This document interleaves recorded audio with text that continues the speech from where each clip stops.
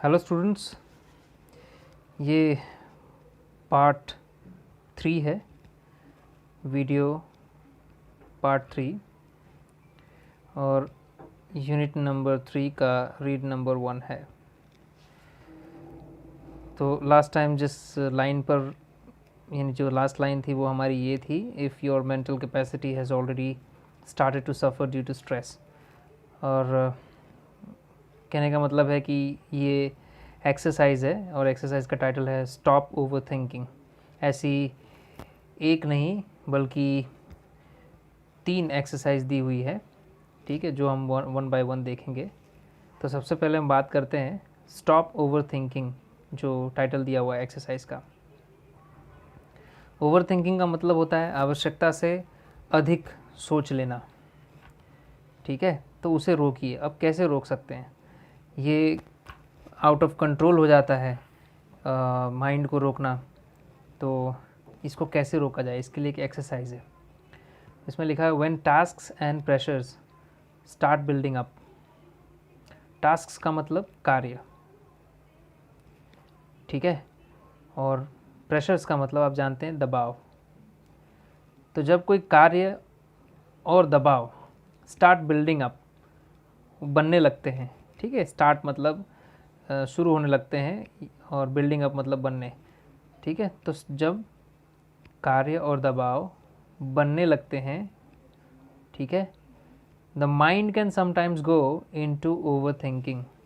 तब मन कभी कभी जा सकता है इनटू ओवर थिंकिंग, मतलब ओवर थिंकिंग में डूब सकता है, आवश्यकता से अधिक सोच सकता है।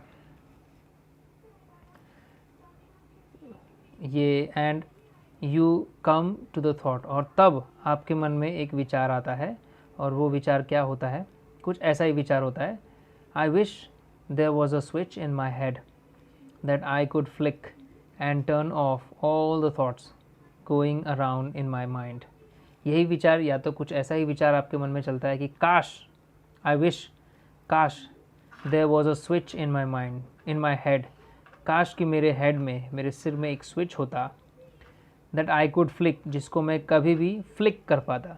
आपने देखा ही होगा स्विच बोर्ड में स्विच को, आप जैसे आपको फ़ैन ऑन करना है तो आप स्विच को फ्लिक करते हैं तो ऑन हो जाता है। तो उसको फ्लिक करना बोलते हैं, बटन दबाया इसका मतलब फ्लिक किया। तो जिससे कि मैं फ्लिक कर सकूं एंड टर्न ऑफ, और सब बंद कर दूं, ऑल द थॉट्स, सारे जो थॉट्स हैं going around in my mind, जो मेरे माइंड में, मतलब गोइंग अराउंड, ठीक है, माइंड में ही घूम रहे हैं, वो सारे थॉट्स मैं टर्न ऑफ कर दूं, बंद कर दूं।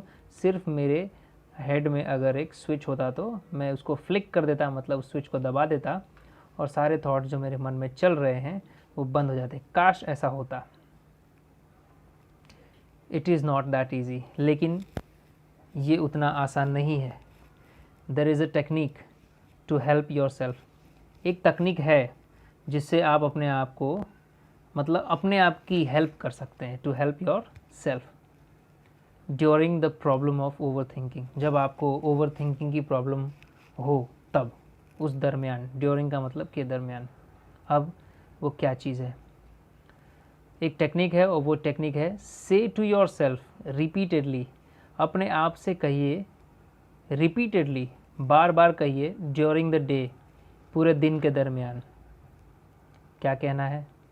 आई have no expectations and I will deal with whatever happens when it happens. यानी आपको दिन में कई बार ये कहना है, बार बार कहना है कि आई हैव नो एक्सपेक्टेशंस, मुझे कोई अभिलाषा नहीं है, मुझे किसी से कोई अपेक्षा नहीं है। तो एक्सपेक्टेशन का मतलब अभिलाषा, अपेक्षा या आशा। And I will deal with whatever happens. I will deal, deal का मतलब वो सामना करना होता है, ठीक है। तो मैं सामना करूँगा विथ वॉट एवर हैपन्स, जो भी होता है। वॉट एवर हैपन्स का मतलब जो भी होता है मैं उसका सामना करूँगा, व्हेन इट हैपन्स, और जब भी होता है, मतलब कोई भी चीज़ जो भी हो, जब भी हो, तो मैं क्या करूँगा? डील करूँगा, मतलब उसका सामना करूँगा, मैं तैयार रहूँगा उसका सामना करने के लिए। मैं पहले से ही नहीं सोचूंगा कि अरे ऐसा होगा तो मैं वैसा करूँगा, वैसा होगा तो ऐसा करूँगा, इस तरह की सोच नहीं। जब जैसा जो सिचुएशन होगा मेरे सामने, मैं उसको फेस करने के लिए तैयार रहूँगा। मुझे कोई एक्सपेक्टेशन नहीं है, ठीक है। और ये एक्सपेक्टेशन यानी आशा रखना, अपेक्षा रखना, इसकी वजह से ही एक्चुअली इसको दुखों का जड़ माना जाता है, ठीक है। आप और आगे पढ़ेंगे और आपको नए नए जो एक्सपीरियंसेस होंगे, जो आपके बड़े बूढ़े जो होते हैं, बुज़ुर्ग होते हैं, वो भी यही बात कहेंगे कि एक्सपेक्टेशंस ही दुखों का जड़ है।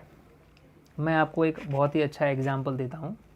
सपोज़ आपके फ्रेंड ने एक पार्टी में आपको बुलाया है, ठीक है। वो आपका बहुत ही अच्छा फ्रेंड है और आपने एक्सपेक्टेशन रख ली कि मैं जब तक उस पार्टी में पहुंचूंगा नहीं तब तक जो भी सेलिब्रेशन है वो स्टार्ट होगा नहीं। ये आपने एक्सपेक्टेशन रख लिया क्योंकि वो आपका बहुत अच्छा दोस्त है। तो आपको ऐसा लग रहा है, आपने एक्सपेक्टेशन ये रखा है कि वो आपका वेट कर रहा है और जैसे ही आप पहुँचेंगे वो आपका स्वागत करेगा, उसके बाद वो आपको अंदर लेके जाएगा। इस तरह की आपने एक्सपेक्टेशन रख ली, ठीक है।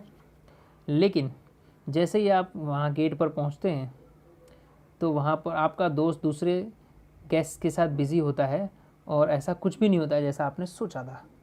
तो ऑब्वियसली आपने अपेक्षा की, आपने आशा की, तो जैसा सोचा आपने वैसा नहीं हुआ, तो उसकी वजह से आपको दुख होगा, ठीक है।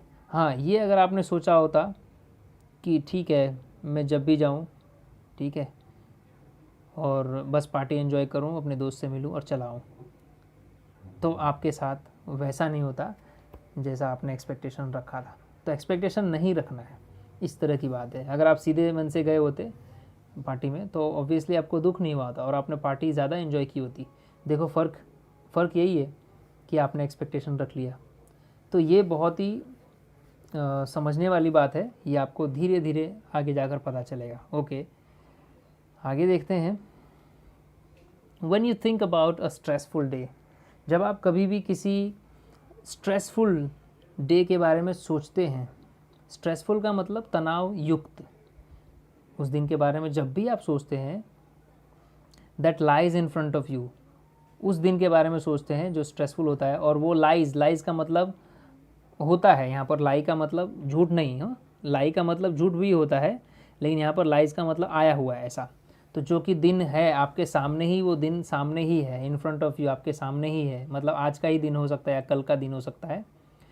तब your thoughts run approximately like this, तब आपकी जो सोच है वो अप्रॉक्सीमेटली का मतलब लगभग कुछ ऐसी दौड़ने लगती है, मतलब बहुत जल्दी जल्दी आपके मन में ऐसी सोच आने लगती है, कुछ ऐसी सोच आने लगती है अप्रॉक्सीमेटली, लगभग।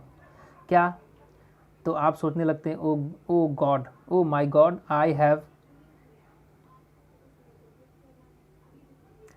Have so much to do, अरे मेरे पास तो बहुत सारा काम पड़ा हुआ है पूरा करने को। I must do X and Y and Z and after that A and B need to be sorted out as well. I don't know how I am going to do it all. I won't even have time to eat.